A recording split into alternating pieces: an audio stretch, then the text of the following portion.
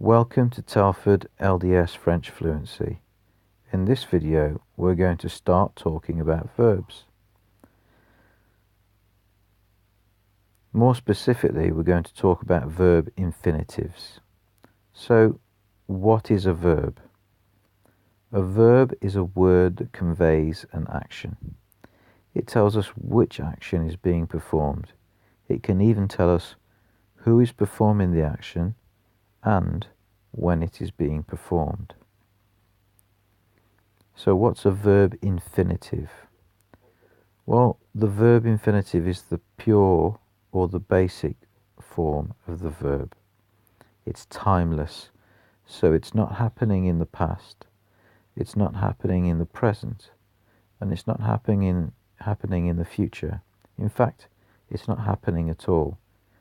And it doesn't tell us who is performing it. It just tells us what that verb's action is.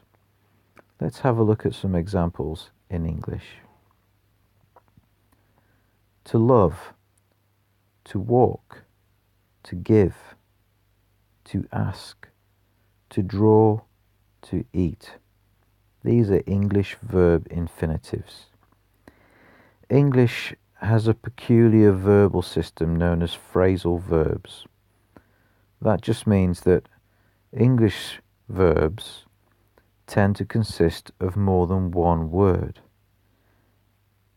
Therefore, it qualifies as a sentence on its own.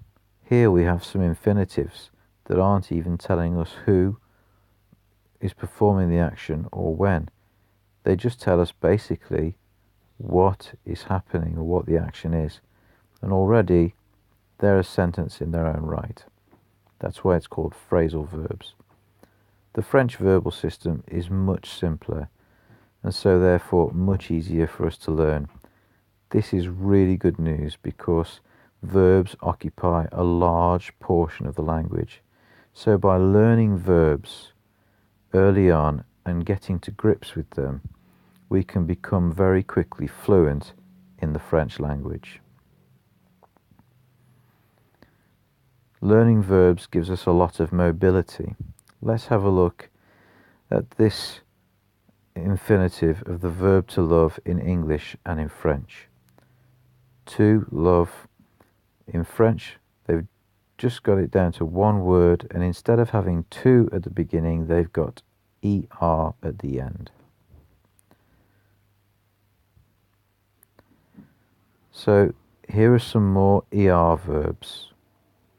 We have again to love, aimer, to walk, marcher, to give, donner, to ask, demander, to draw, dessiner, to eat, manger. In French there are three groups of verbs. So far we've seen er verbs like aimer, to love. There is another group, ir verbs, and also another group, re verbs. An example of an ir verb is to finish, finir, which has ir at the end. Or an re verb, to be, être, which ends in an re. La fin. Bon courage.